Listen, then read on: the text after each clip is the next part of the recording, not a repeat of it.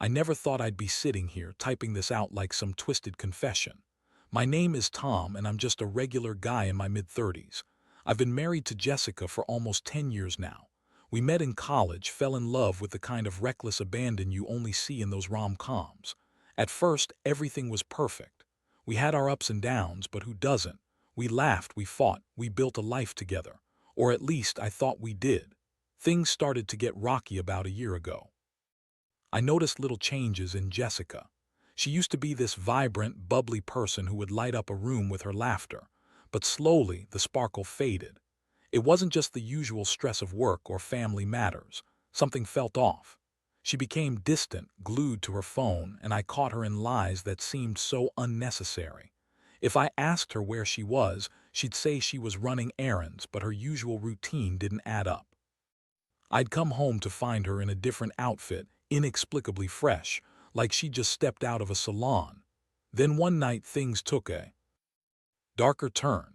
I came home early from work thinking I'd surprise her with dinner. I had this whole romantic evening planned out, candles, her favorite wine, the whole 9 yards. But when I walked into our living room, I was greeted with an empty house. My heart sank a little. I checked my watch, 6 p.m., a little too early for her to be out. So I decided to check her phone, which was sitting on the kitchen counter. At this point, I know what you're thinking. Tom, that's a breach of trust. But my gut was screaming. It felt like a reflex rather than a conscious choice. I picked up her phone and unlocked it, shaking as I did. A message popped up on her screen that made my blood run cold. "Can't wait to see you tonight, babe. Same time as last week." My stomach dropped. I couldn't process what I was seeing. I scrolled through her messages and my heart shattered. There were dozens of messages between her and some guy named Mark. They exchanged flirty banter, plans to meet up, and even some rather explicit texts that made me feel nauseous. I felt like I was living in a nightmare. I put the phone down, my hands shaking. I wanted to throw it against the wall, to scream, to wake up from this horrible dream, but I couldn't. I was frozen. The woman I thought I knew, my best friend, had betrayed me in the worst way possible. I felt anger bubbling up inside me, but it was overshadowed by an overwhelming sense of disbelief. How could she do this? The confrontation was inevitable. I couldn't let her walk in the door without knowing what I'd discovered. So I sat there, tapping my foot on the floor impatiently, waiting for her to come home. When she finally walked in, the smell of her perfume mixed with the floral notes of the candles I'd lit was almost unbearable. "Hey babe, what's for dinner?" she chirped, oblivious to the storm brewing behind my eyes. I stood up, taking a deep breath, my heart racing. "We need to talk." Her smile faded. I could see the tension in her shoulders as I tried to keep my voice steady. I told her what I'd found, every detail of those messages. I watched her face go pale. Her eyes darted around the room, searching for an escape, a way to deny my accusations. "Tom, you don't understand. It's not what it looks like," she stammered. Her excuses rolled off her tongue faster than I could catch them. She claimed it was just friendly banter, that Mark was a coworker who was going through a rough time and she was just being supportive. I wanted to throw everything back in her face, to make her feel the betrayal I felt, but all I could manage was a broken "Why?" I could see the gears turning in her head, struggling to find a way out of the mess she had created. In that moment, I felt a whirlwind of emotions, confusion, anger, betrayal, and sadness, all crashing down on me like a tidal wave. I didn't know how to process any of it. I thought our love was unbreakable, that we were a team. But here she was, lying right to my face. I needed time to think. I was in shock. The world felt different, skewed. What was once my safe haven had turned into a battlefield, and I needed revenge. After that confrontation, I found myself spiraling. I could sleep, couldn't eat. I was a walking shell of the man I used to be. Jessica pleaded and begged for my forgiveness, her voice taking on that familiar pitch of desperation that I always found hard to resist. But there was an unsettling void in my heart where trust once resided. I couldn't just forgive and forget. The betrayal was too fresh, too raw. I spent my nights tossing and turning, replaying the conversation in my head. Jessica's excuses echoed like a broken record. "It's not what it looks like. I was just being nice. You know how sensitive he is." Bullshit. I was left with so many unanswered questions. Why did she cheat? Was it something I did or something I didn't do? These thoughts haunted me, gnawing at every corner of my mind. The next day, I decided to do some digging. I wasn't going to let this go unanswered. My phone buzzed and I got a message from one of our mutual friends, Jake. He had heard about what happened and reached out to check on me. I didn't want to talk about it, but I told him about the affair. To my surprise, he offered to help me get some intel on Mark. I accepted, grateful to have someone in my corner. Jake was a master at playing the social game. He worked in the same industry as Jessica and Mark, and within a couple of days, he uncovered some disturbing information. Mark wasn't just a coworker. He was the new guy in their department, and Jessica had been spending a lot of time with him, too much time for comfort. My heart raced as I processed this new detail. It was as if a storm was brewing and I was standing right in the eye of it. With Jake's help, I learned about their little rendezvous after work. They'd been sneaking off to a bar a few blocks from where I worked, meeting almost every Thursday night. The rage inside me bubbled to the surface, and I set my resolve. I needed to confront Mark. He was as much a part of this betrayal as Jessica. That Wednesday night, while Jessica was out at a supposed girls' night, I put my plan into action. I drove to the bar, heart pounding and palms sweaty. I had no idea what I was going to say to him or how I would react.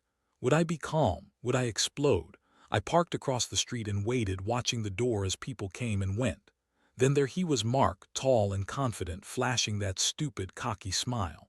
I could see why Jessica had been drawn to him. He had that bad boy charm, and it made my blood boil. I got out of the car and crossed the street, my heart in my throat, ready to confront this asshole. I walked into the bar, scanning the room until I spotted him sitting at the bar with a couple of friends. I approached, trying to keep my composure. "Mark," I said, my voice steady despite the chaos within. He turned, surprise flashing across his face. "Tom, what are you doing here?" "Funny, I was about to ask you the same thing." I leaned in closer, my voice low. "We need to talk." His friends exchanged glances, sensing the tension in the air, but I didn't care. I gestured for him to step outside, and he obliged, albeit hesitantly. Once we were outside, I didn't waste time with pleasantries. "You're sleeping with—" "My wife," I said, the words tasting bitter on my tongue. He laughed, thinking I was joking at first. "What? No way, man. Jess is just a friend." "Cut the crap, Mark. I know what's going on. I've seen the messages." His demeanor shifted. I watched as his bravado faded, replaced by something more defensive. "Look, it's not what you think. We've been talking, but it's not serious." "Not serious?" I echoed, incredulous. "You're telling me that sending her sexual text messages and arranging secret meetups is not serious?" I felt the anger pulsing through me. I was ready to unleash all the hurt and frustration that had built up inside me since I discovered the truth. Mark opened his mouth to respond, but I cut him off. "You don't get to play the victim here. You knew she was married, and yet you went ahead with it anyway." I could see the wheels turning in his mind, calculating. He shifted his weight, trying to regain some control of the conversation. "Look, man, I didn't mean for it to go this far. She's just been so open with me. I thought you guys were having problems." "Yeah, well, you thought wrong." I took a step closer, feeling the adrenaline coursing through my veins. "I want you to stay away from her. This ends now." I turned to walk away, but Mark called after me. "You don't want to do this, Tom. You don't know what you're getting into." I glanced back at him, a chill creeping up my spine. "Oh, I think I know exactly what I'm getting into." As I drove home, my mind raced with emotions. I was furious, but also determined. I didn't know how I was going to deal with Jessica yet, but I knew one thing. I wouldn't let this betrayal go unpunished. I was going to make her feel the pain she inflicted on me. I just had to figure out how. The next few days were a blur of emotions as I navigated my new reality. I felt like I was living in a world turned upside down. Jessica tried to act as if everything was normal, but I could see through the facade. Her usual bubbly demeanor was replaced by a nervous energy that made me uneasy. I could tell she sensed that something was off with me, but she had no idea how close I was to breaking. Every morning, I woke up with that knot in my stomach, dreading the inevitable confrontation that was looming over us. It was exhausting. I kept replaying my encounter with Mark in my mind, the rage and humiliation fueling my desire for revenge. I had to make Jessica see the gravity of what she did. This wasn't just some fleeting moment of weakness. It was a betrayal that shattered the trust we built over years. One night, while Jessica was in the shower, I found myself scrolling through her phone again. I know it was a breach of trust, but I needed to know if she was still in contact with Mark. What I found was even worse than I expected. She had deleted their messages, but her Instagram was still open, and there he was, a smiling face in her recent likes. They were still connected. It was like a dagger to my heart. When she came out of the shower, I couldn't keep it in anymore.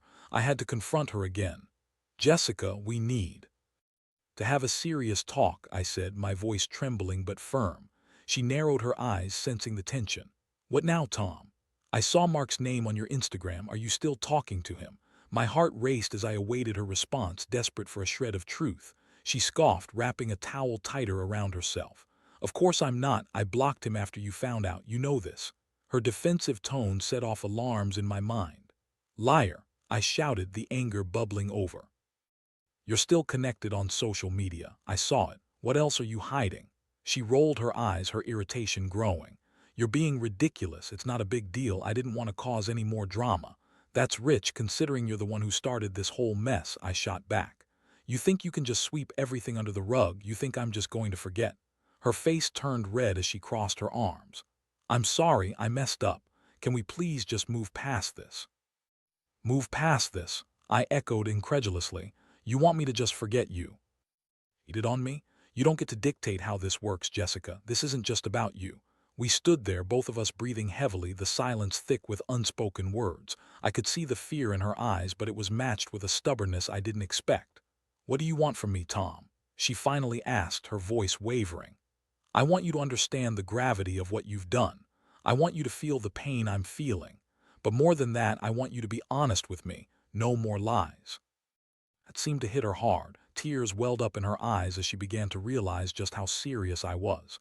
I messed up, okay? It was a stupid decision. We were going through a rough patch and I thought I needed more excitement. It didn't mean anything. Didn't mean anything. My voice cracked as I fought to hold back the flood of emotions. You can't just say it didn't mean anything. It was a choice you made. You made a conscious decision to cheat on me. You need to understand the impact of that. As she looked down, clearly grappling with her guilt. I know, I'm sorry, I'm so sorry, I wish I could take it back. Wishing won't change anything, Jessica. I need time to think about how to move forward. The air between us felt heavy and I stepped back, needing to put some distance between us. If we were going to have any chance of healing, I knew we had to be honest with each other. But the truth was, I didn't know if I could ever trust her again. I spent the next couple of days in my own head, weighing my options. Should I just walk away? Part of me wanted to escape the pain and humiliation. But another part of me wanted to make this work. We had built a life together. If only she could see how much she had hurt me, maybe we could salvage this relationship. After much deliberation, I decided to execute my plan for revenge. Not in a way that would hurt her physically, but in a way that would show her the consequences of her actions. I wanted her to feel regret, to understand what she stood to lose.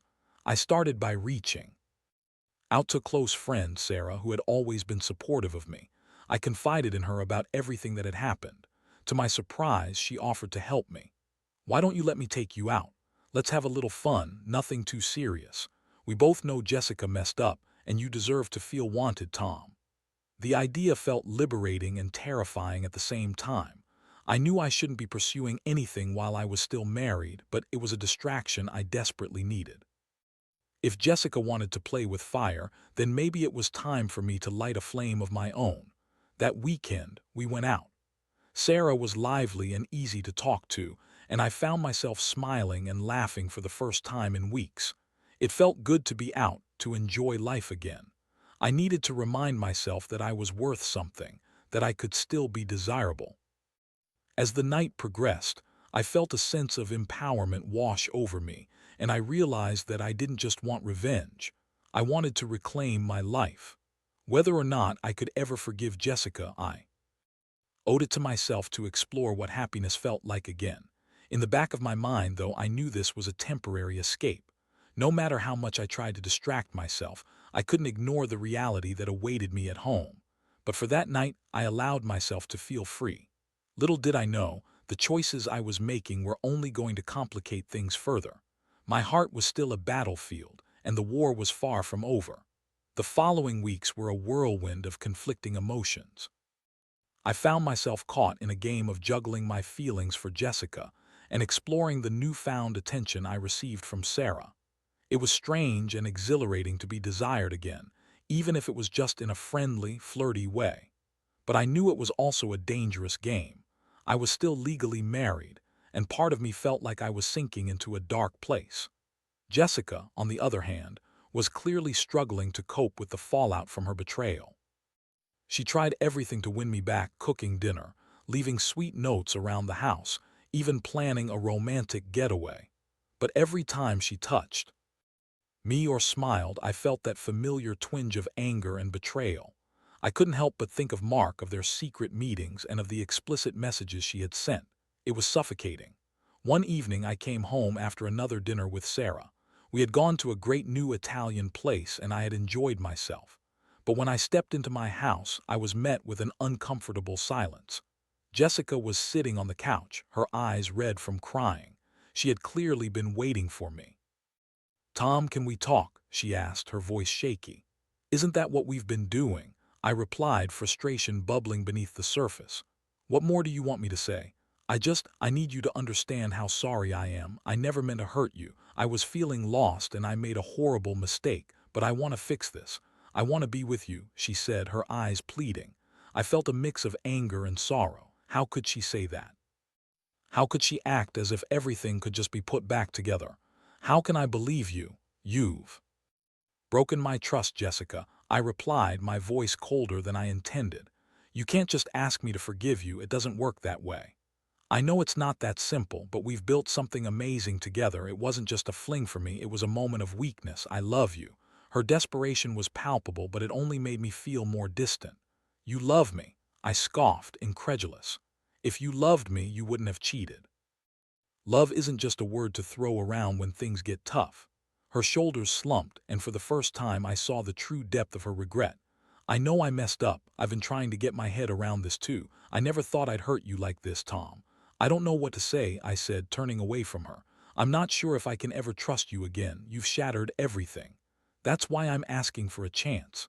She cried, desperation creeping into her voice. I'll do anything. I'll go to therapy. I'll quit my job if that's what it takes to prove to you that. Serious about us. I paused, torn. Part of me wanted to believe her, but another part couldn't shake the image of her and Mark, laughing in some dimly lit bar, sharing secrets and intimate moments that should have been ours. I took a deep breath, trying to steady my thoughts. I need time, Jessica. I need to think this through. We can't just pretend everything is okay. She hung her head, a broken look in her eyes. I understand. I'll give you space. As she walked away, I felt a pang of guilt. I had loved this woman fiercely, and the pain of her betrayal was still fresh. But in my heart, I felt a flicker of hope amidst the chaos. Maybe there was a way to salvage this, but it would take more than just apologies and promises. The next day, I decided to meet with Sarah again. I needed another distraction. I needed to explore what this new life could be like. Our conversations had become more flirty, filled with laughter and genuine interest that I hadn't felt in a long time. But as I sat across from her at a cafe, I felt conflicted. "Tom, you seem distant. Is everything okay?" she asked, concern etched on her face. I hesitated, trying to sort through my thoughts. "Honestly, it's complicated. Jessica's trying hard to win me back, and I'm not sure how I feel about it." "I get that," she replied, her voice soft. "But you deserve to be happy, Tom. Don't let her manipulate you into staying if you don't want to." "It's not manipulation. I love her, but she made a choice that hurt me deeply. I just don't know if I can get past it," I confessed, feeling the weight of my words. Sarah reached across the table, placing her hand on mine. "You deserve someone who values you, Tom, who won't betray your trust. Just remember that." I looked at her, and for the first time in weeks, I felt a glimmer of clarity. Maybe it was time to start thinking about what I really wanted. I didn't want to be a pawn in Jessica's game of trying to make things right while still harboring the pain of her betrayal. As the days turned into weeks, I made a choice. I would confront Jessica. One last time. I wanted her to understand that I was serious about the state of our relationship. I needed to establish boundaries and draw a line in the sand. No more lies, no more secrets. If she really wanted to be with me, she had to prove it not just to me but to herself. When I finally sat down with her again, I felt a sense of calm wash over me. "We need to talk, Jessica," I began, my voice steady. "You need to be honest with me about everything." She nodded, and I could see the determination in her eyes. "I will, Tom, I promise." And as we began to lay everything bare, I realized that this conversation would either be a path toward healing or the final nail in the coffin of our relationship. I was ready to face the truth, no matter how painful it might be. The tension hung thick in the air as Jessica and I sat across from each other, both of us bracing for what felt like a pivotal moment in our relationship. I could see the determination in her eyes, but I also sensed her underlying fear. This was it. We were either going to confront the reality of what had happened or continue to dance around the truth. "Tom, I know I messed up. I've been doing a lot of thinking since we last talked," Jessica said, her voice steady but laced with emotion. "I want to take responsibility for my actions. I need you to understand that what I did wasn't just a mistake. It was a reflection of my own insecurities and unhappiness." I leaned back in my chair, crossing my arms. "That's a start, but I need to know what you plan to do to change. You can't just say you're sorry and expect everything to go back to normal. What are you willing to do to fix this?" "I'm willing to do whatever it takes," she replied, sincerity shining through her words. "I've started seeing a therapist. I want to understand why I did this and how I can become a better partner to you. I want to rebuild the trust I shattered." Her admission surprised me. I hadn't expected her to take such a proactive approach, and a part of me felt a flicker of hope. "That's good to hear, but that's not enough, Jessica. I need to know you're committed to this, truly committed." "I am, I promise," she said, her voice rising with urgency. "I want us to go to couples therapy together. I'll be open and honest about everything, no more secrets. I want us to rebuild what we had. I want to show you that I can be the wife you deserve." As I listened to her, I felt the weight of my own pain creeping back in. "And what about Mark? Are you still in contact with him? I need to know if I can trust you." She hesitated, her expression shifting to one of guilt. "I haven't talked to him since that night. I blocked him on social media and deleted his number. I want nothing to do with him anymore. I realized how stupid it was to even entertain that idea when I have you." "Then you'll need to cut all ties," I said firmly. "No more excuses. If you're serious about being with me, you have to make it clear to him that this is over. I can't be in a relationship where I have to worry about you being tempted again." Jessica nodded, and for the first time I saw a glimmer of understanding in her eyes. "You're right, I will. I promise, Tom, I'll make it clear that there's nothing left between us." I took a deep breath, feeling the tension in my shoulders begin to ease. "Okay, I think that's a good start, but it's going to take time. Trust isn't rebuilt overnight, and we have a long way to go." "I'm willing to put in the work," she said earnestly. "I know I hurt you, and I want to show you how much you mean to me. I want to be the wife you fell in love with all those years ago." As we continued to talk, we delved into our feelings, our insecurities, and the issues that had been festering beneath the surface. It was painful, but it was necessary. I realized that we both had our shortcomings, but acknowledging them was the first step toward healing. Over the next few weeks, we began attending therapy together. It was challenging and emotional, but there were moments of clarity that felt promising. We discussed our past, our dreams, and our fears, and for the first time in a long time I felt like we were genuinely reconnecting. But I couldn't shake the feeling that something was still off. Every time Jessica's phone buzzed, I felt a surge of anxiety. I didn't want to be that paranoid husband, but the remnants of her betrayal lingered in the back of my mind. One evening, while we were watching a movie, I noticed her phone light up with a message. My breath caught in my throat as I glanced at the screen just for a split second. It was from Mark. I felt a wave of nausea wash over me. "Jessica," I said, my voice trembling, "is that Mark?" Her eyes widened and I could see the color drain from her face. "No, it's just a group text from my coworkers," she insisted, quickly grabbing her phone and flipping it face down on the coffee table. The air grew thick with tension as I searched her expression for the truth. "You told me you blocked him." I did, I promise. I don't want anything to do with him anymore. Please trust me, she sounded desperate, but the panic in her voice only heightened my anxiety. Then why is he still messaging you, Jessica?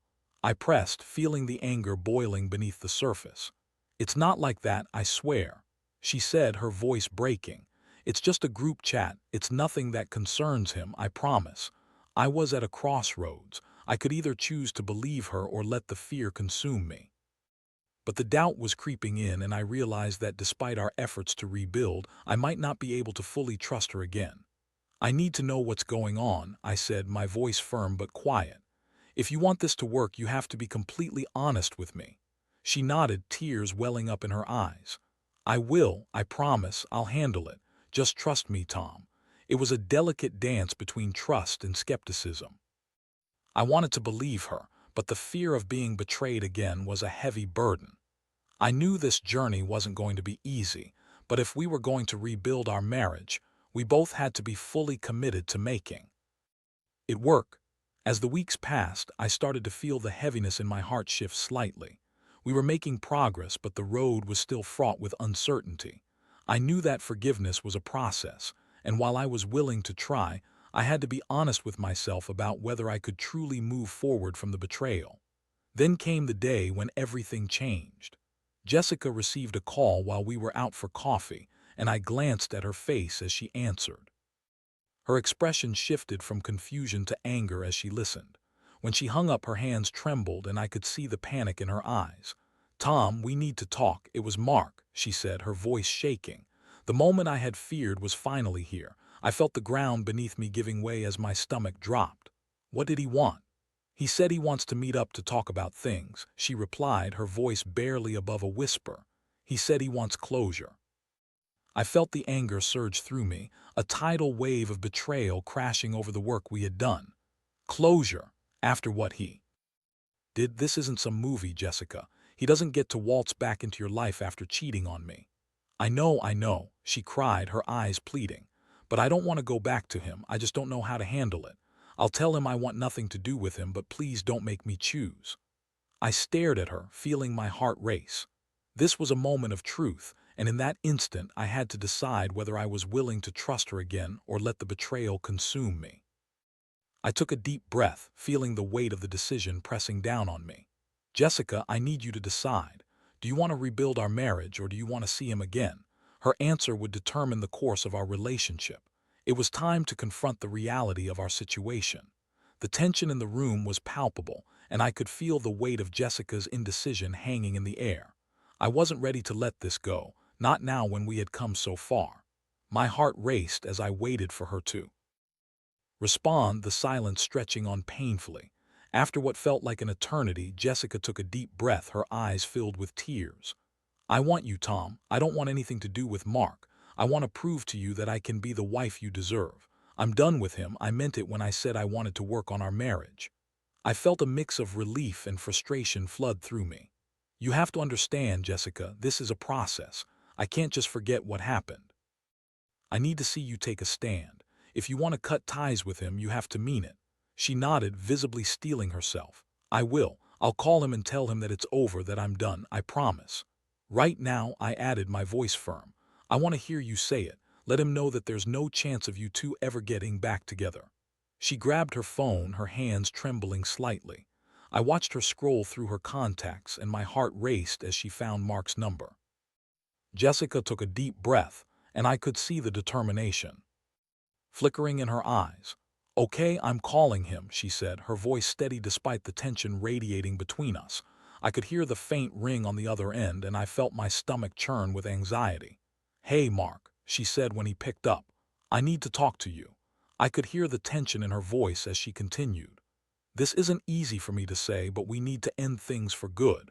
I've made a serious mistake, and I'm committed to fixing my marriage.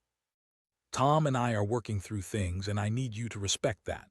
My heart pounded as I watched her, hoping to see the resolution in her expression. I couldn't hear Mark's response, but Jessica's face shifted from anxious to resolute. No, Mark, this isn't about closure. This is about me moving forward, and I want you out of my life. It's over. She hung up and turned to me, her face slightly flushed. I did it, I told him. A wave of relief washed over me, mixed with the lingering doubts I still held. "Thank you, Jessica," I said, trying to gauge her sincerity. "This is a good step, but this can't be the end of it. You need to show me that you're serious about wanting to rebuild." "I will," she promised, her eyes earnest. "I'm willing to do whatever it takes to make this work. I love you, Tom. I don't want to lose you." Hearing her say those words felt both comforting and terrifying. I still had a long way to go before I could truly trust her again, but I also knew that love and forgiveness could be powerful forces in healing a fractured relationship. We continued going to therapy, and slowly but surely, the sessions began to chip away at the walls we had built. Jessica opened up about her insecurities, the reasons behind her affair, and the feeling of being lost. I shared my own struggles with trust and how deeply her betrayal had hurt me. It wasn't easy, but each session seemed to bring us closer together, allowing us to navigate the murky waters of our relationship. Weeks turned into months, and while the journey was fraught with difficulty, there were light moments too. I began to see glimpses of the woman. I fell in love with the laughter, the warmth, the spark that had drawn me to her in the first place. But the road to recovery wasn't linear. It had its ups and downs. There were days when I felt a surge of love and hope, and others when doubts crept back in, whispering thoughts of insecurity. There were nights when I lay awake, staring at the ceiling, feeling the weight of what had happened. I found myself thinking about how easy it would have been to walk away, to end things, to start fresh. But then I remembered the love we had shared, the memories we had built, and the potential for a new beginning. As time went on, I realized I didn't want to be defined by this betrayal. I wanted to grow from it, to learn and to heal. I wanted Jessica to understand the weight of her actions while also finding forgiveness in my heart. Eventually, we found our rhythm again, slow and steady. I watched as Jessica put in the effort to prove her commitment, and it began to ease my fears. We began to rebuild our foundation, brick by brick, and while it was still fragile, it felt like we were finally moving in the right direction. One evening, as we sat together on the couch, I turned to her with a hopeful smile. "I think we're getting there, Jess. It's not perfect, but I see us trying." Her eyes sparkled as she reached for my hand. "I promise I won't take this for granted again. I love you, Tom, and I'm committed to making this work." I squeezed her hand, feeling a shift within myself. "I love you too, but let's take it one day at a time, all right? Deal." And so, we continued to move forward, navigating the complexities of our relationship with renewed purpose. I found solace in the understanding that love is about more than just grand gestures. It's about the small, everyday acts of commitment and the willingness to confront the tough conversations. In the end, I learned that while betrayal can shatter trust, it can also pave the way for deeper understanding and intimacy.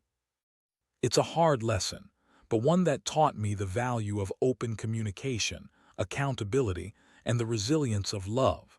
Life is too short to be held captive by our past mistakes. I chose to embrace the future, and in that choice I found my strength.